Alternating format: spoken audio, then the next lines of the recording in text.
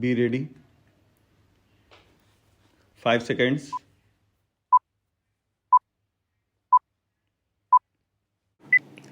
Start. Being aggrieved by the order passed by the High Court in its revisional jurisdiction and issuing certain directions, appellants have come up before this court. The appellants herein are the original plaintiffs and the legal representatives of one of the original plaintiffs. First three appellants are the original plaintiffs, while the other three are the legal representatives of one, Vijay Kumar, who was the original plaintiff number 2. During the pendency of this appeal, appellant number 1 died on 28/11/2007. Void order dated 25/3/2008, his legal representatives were brought on record. They filed a suit for perpetual injunction against the respondents, defendants, whose defense was that the appellants plaintiffs were encroaching upon the portion of land which they alleged to have purchased and which is adjacent to the land in question. The location, identification, and plaintiff's title and possession over the suit land was not controverted by the respondents, defendants in their written statement.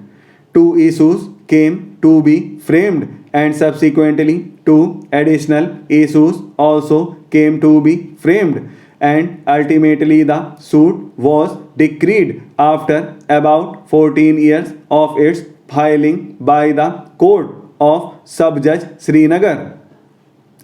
Admittedly, this judgment had become final since no appeal was filed against this judgment.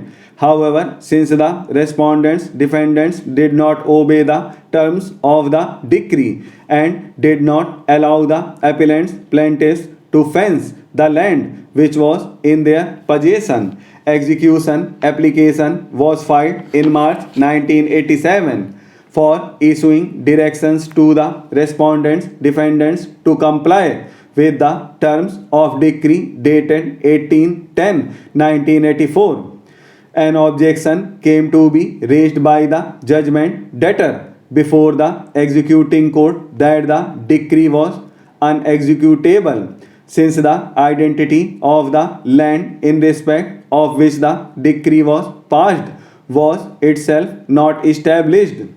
This objection was upheld by the executing court by its order dated 21/6/1988. Against this order, a revision petition was filed by the appellants herein before the High Court, White Revision number 153 of 1988. The revision stood allowed by the High Court by its judgment dated 25/8/1998, whereby the order of the executing court was set aside and the executing court was directed to proceed with the execution of the decree. The High Court had observed in the judgment that the executing court had not taken any steps to identify the suit land, though the factors like extent and limits of the suit land were available. Therefore, it was recommended that a commissioner should be appointed for local investigation, and if required, the oral evidence also could be taken.